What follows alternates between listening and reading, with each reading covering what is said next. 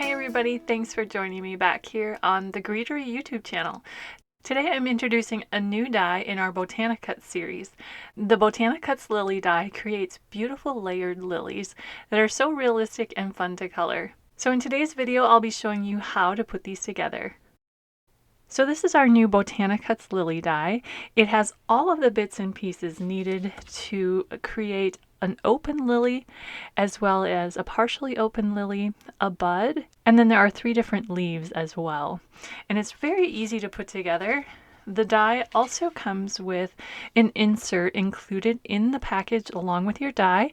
This will be found, like I said, in the package, and it'll be face down right between the dye and the backer card. So make sure you look for that when you receive your dye.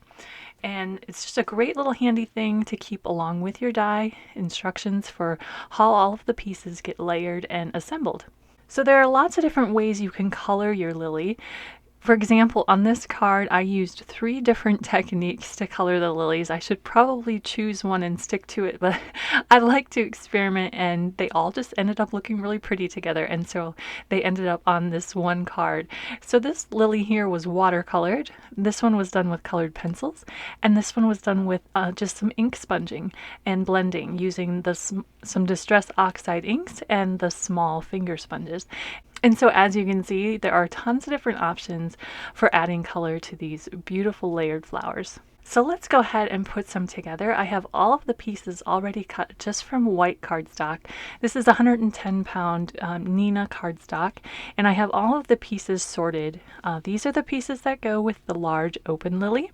This is the bud and the 3 different leaves from the set, and then this is the partially open lily.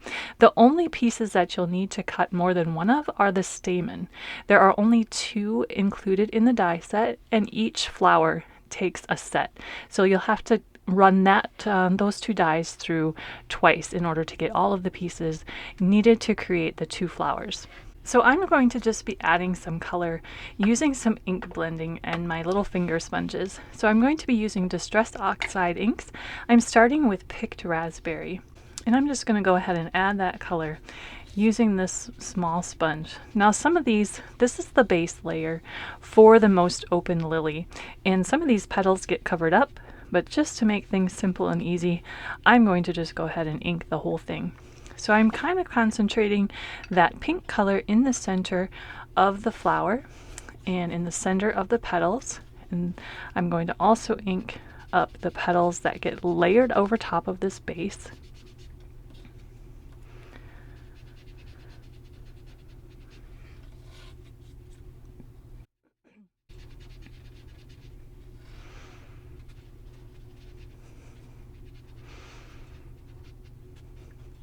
We're going to use pink and orange inks today for a really bright and vibrant, almost tropical look. There's so many different looks you can go with these lilies. You can leave them white, which would be perfect for Easter, or you can go all sorts of vibrant colors, or make like a stargazer lily type of look, which I did here using some watercolor, which turned out really, really pretty. So now I'm taking the orange. This is spiced marmalade, and I'm going to ink more around the outer edge of those petals.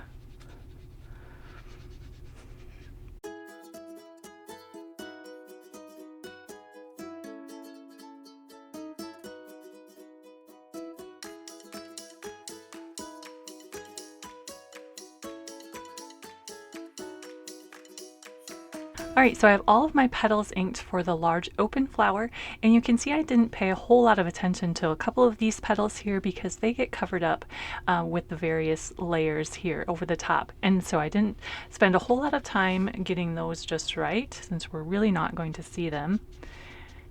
And then I'm going to also add some color to the stamen. I'm just using some mustard seed distress oxide ink to add some yellow to those, and then I'm also actually going to take just a brown pen and color the very tips of those.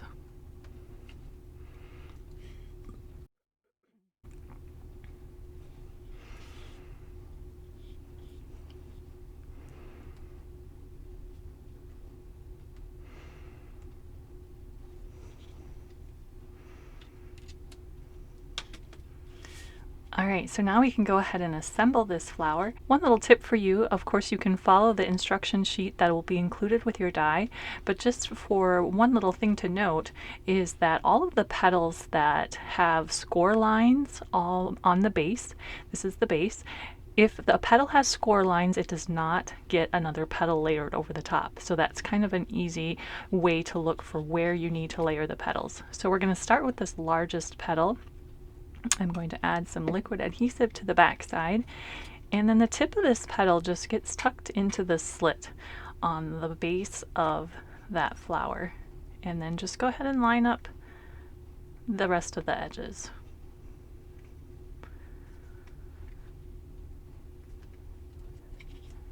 Okay, this is the next petal that gets layered, and so we'll just add that, and the same thing, this small tip gets placed into that slit in the base of the flower.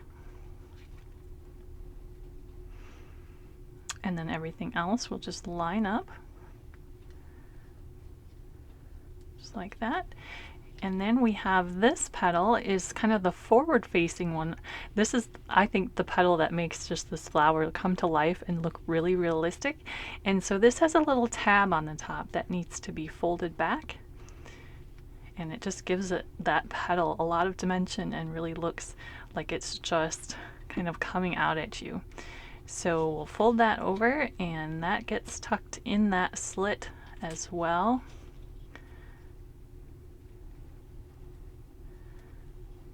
Just like that. And then you can choose whether or not you want to adhere that tip, or if you want to leave it just loose for even more dimension. That's up to you. You can just adhere that if you want, which I'm going to do right there. And then we can add the stamen, and those actually just get tucked into that little slit as well.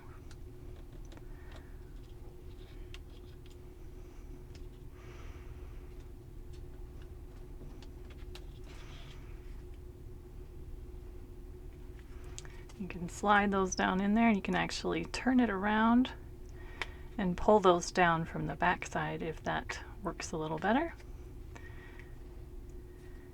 And there is your lily all assembled, really pretty and ready to use on a project. So let's go ahead and do the same thing with the partially open flower. I have all of those pieces cut as well, and so I will go ahead and ink those up using the same technique I used on the first flower.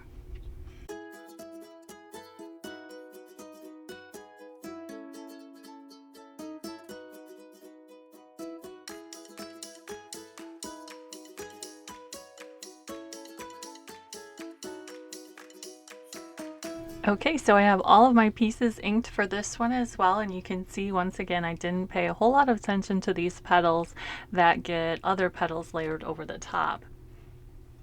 So we're going to start with this largest petal and adhere that, and once again, very much like the other lily, you start with the base and you just layer these petals over the top. This largest one gets tucked down into that slit.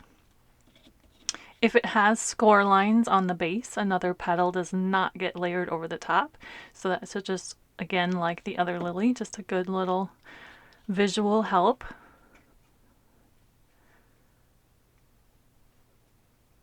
Tuck that one into that slit as well. And then these two smaller petals get layered over the top of these front petals right here.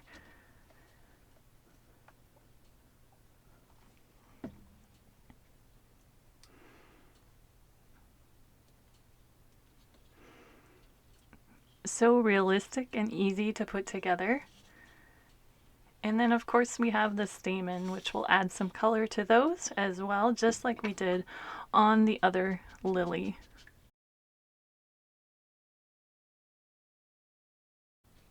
So now we can go ahead and tuck those into that slit as well.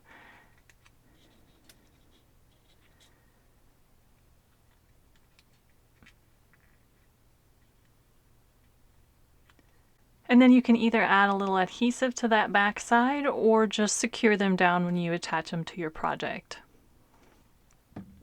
Either way, they should stay in there nice and secure. So then this die collection is finished off with a little bud, as well as a selection of 3 different leaves. So you can add some color to those as well, just using some ink blending or whatever other method you'd like to use.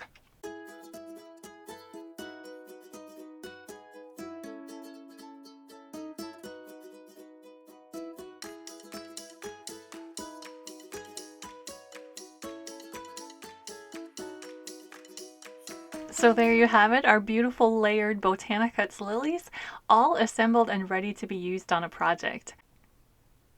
I hope you enjoyed this introduction to the new BotaniCuts lily die, which will be available for purchase beginning at 10 a.m. Eastern Time on Friday, February 14 from thegreetery.com.